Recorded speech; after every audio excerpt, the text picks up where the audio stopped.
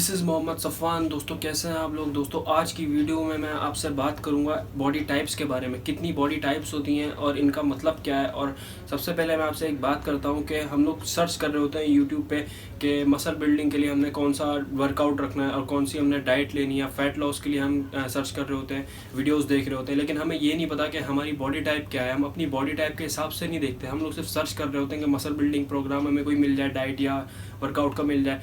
तो सबसे पहले मैं आपको बताता हूँ कि हमें अपनी बॉडी टाइप को जानना बहुत ज़्यादा ज़रूरी है कि हम किस बॉडी टाइप में हैं। हमारी 3 तरह की बॉडी टाइप्स होती हैं, एक्टोमॉर्फ, मेसोमॉर्फ एंड एंडोमॉर्फ। मैं वन बाय वन करके आपको समझाऊंगा कि पहले मैं एक्टोमॉर्फ की बात करता हूँ कि ये किस यानी कौन सी बॉडी टाइप के होते हैं। तो गाइस जो एक्टोमॉर्फ होते हैं ये आपने देखा होगा कि बहुत सारे लोग होंगे कि मैं खाता तो सब कुछ हूँ लेकिन मुझे लगता नहीं है, यानी बिल्कुल पतले पतले से होते हैं, स्किनी नहीं होते। जैसे कि स्किनी लोग जो होते हैं जिनकी हड्डियाँ वाजे हो रही होती हैं, बिल्कुल ही पतले पतले से, लंबे से होते हैं, पतले से होते हैं, तो इन्हें हम कहते हैं एक्टोमॉर्फ। जो कि बहुत कुछ भी खा लें लेकिन उन्हें वो लगता नहीं है, जिन्हें हम हार्ड गेनर्स कहते हैं, तो जिनके लिए मसल बिल्ड करना बहुत ज़्यादा मुश्किल होता है, इन्हें कहते हैं हम एक्टोमॉर्फ। अब बात करते हैं मेसोमॉर्फ। मेसोमॉर्फ कहते हैं कि जो नेचुरली एक एस्थेटिक लुक होता है, जिनका ब्रॉड शोल्डर होते हैं, एक फिजिक जैसी होती है जैसे कि जिम जाते हो। जिम आपने देखा होगा कि कुछ लोग ऐसे होते होंगे जिनको बोलते हैं कि क्या जिम करते हो, लेकिन वो जिम नहीं करते होंगे, लेकिन फिर भी उनकी फिजिक ऐसी होती है, नेचुरली वो ऐसे होते हैं, यानी एक तरह से लगते हैं कि उनकी एस्थेटिक फिजिक होती है, यानी ब्रॉड शोल्डर होंगे और हाथ वगैरह सब थोड़े से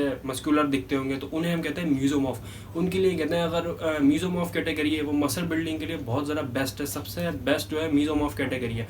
तो इनके लिए बहुत ज़्यादा आसान होता है मसल को बिल्ड करना और फैट को कम करना आसान होता है, लेकिन उनको भी इतने सेक्रीफाइस देने पड़ते हैं जो कि एक्टोमॉर्फ को देने पड़ते हैं। और आगे मैं एंडोमॉर्फ की बात करूंगा। तो गाइस अब बात करते हैं एंडोमॉर्फ की। तीसरी टाइप जो है वो है एंडोमॉर्फ। एंडोमॉर्फ वो होते हैं जो बहुत ज़्यादा मोटे होते हैं, जो कि पानी भी पी लेते हैं तो उनका वजन बढ़ जाता है, यानी बहुत ही ज़्यादा एक तरह से फैट होते हैं, यानी बहुत ज़्यादा मोटे होते हैं, तो उन्हें हम कहते हैं एंडोमॉर्फ। अब तीनों टाइप मैंने आपको बता दी। अब मैं आप वन बाय वन करके वर्कआउट और डाइट का मैं आपको बताऊंगा कि कौन सी, जैसे एक्टोमॉर्फ वालों को कौन सी डाइट और कौन सा वर्कआउट लेना चाहिए, मेसोमॉर्फ वालों को भी और एंडोमॉर्फ वालों को कौन सा डाइट और कौन सा वर्कआउट लेना चाहिए। तो गाइस सबसे पहले बात करते हैं एक्टोमॉर्फ। जो एक्टोमॉर्फ होते हैं उनके लिए बहुत ज़्यादा चैलेंजिंग होता है मसल बिल्ड करना, क्योंकि वो बहुत ज़्यादा पतले होते हैं। तो जो एक्टोमॉर्फ वाले हैं उन्होंने जो वर्कआउट करना है, उन्होंने कंपाउंड एक्सरसाइज पे ज़्यादा ध्यान रखना है, कार्डियो से थोड़ा दूर रहना है। कार्डियो वाली एक्सरसाइजेस हैं वो आपने नहीं करनी। एक्टोमॉर्फ वाले जो हैं उन्हें कार्डियो नहीं करना, उन्होंने कंपाउंड एक्सरसाइजेस करनी है, जैसे कि स्क्वाट्स, बेंच प्रेस, लंजेस और जितनी भी कंपाउंड एक्सरसाइज होती हैं, पुल अप हो गई या डेडलिफ्ट हो गई,